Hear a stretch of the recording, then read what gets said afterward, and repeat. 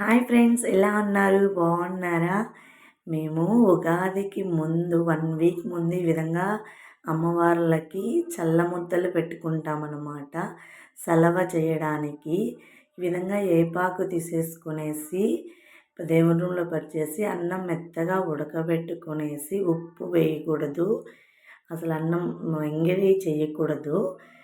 ఆ విధంగా ముద్దలు చేసుకుంటాము. 3 ముద్దలు 2 చిట్లు పెట్టుకోవచ్చు, లేదు 2 ముద్దలు 3 చిట్లు పెట్టుకోవచ్చు.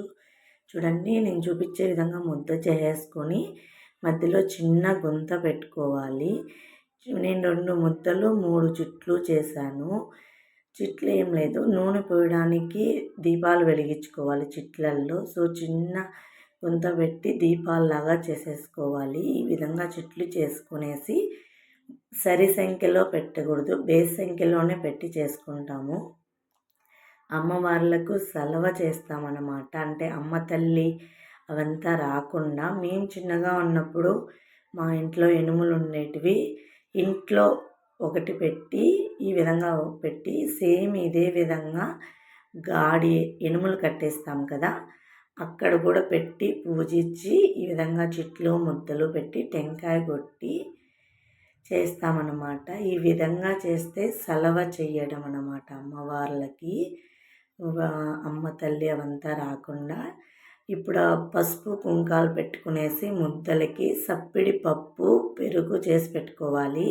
బ్యాళ్ళు ఉడికించుకోవాలి, దాంట్లో ఉప్పు మిరపకాయ పప్పు ఏమీ వేయకూడదు.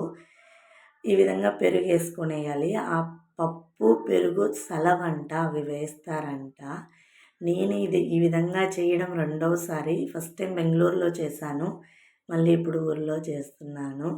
చిట్లల్లో ముందే నానబెట్టుకోవాలి ఒత్తులు.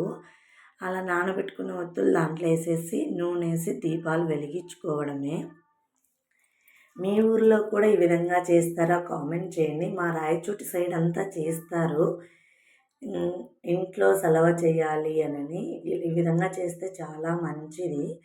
నూనె ఆముదం పోసేసి దీపాలు వెలిగించుకొని కడ్డీలు వెలిగించుకొని పూజించుకోవడమే. ఇదే మా ఇంట్లో ఉండే పూజ రూము, సపరేట్ ఏం లేదు. పైన పటాలు ఉంటే అక్కడ దీపం పెట్టుకోవడానికి ఉంటుంది. మా పాప మా నాన్న టెంకాయ తిప్పుతుంటే అక్కడే చూసుకొని ఉంది. కడ్డీలు వెలిగించుకునేసి టెంకాయ కొట్టేసి హారతి ఇచ్చేయడమే, అక్కడికి అయిపోతుందన్నమాట. చల్ల ముద్దలు పెట్టడము. ఆ దీపాలు వెలిగేంత వరకు అలాగే ఉండాలి.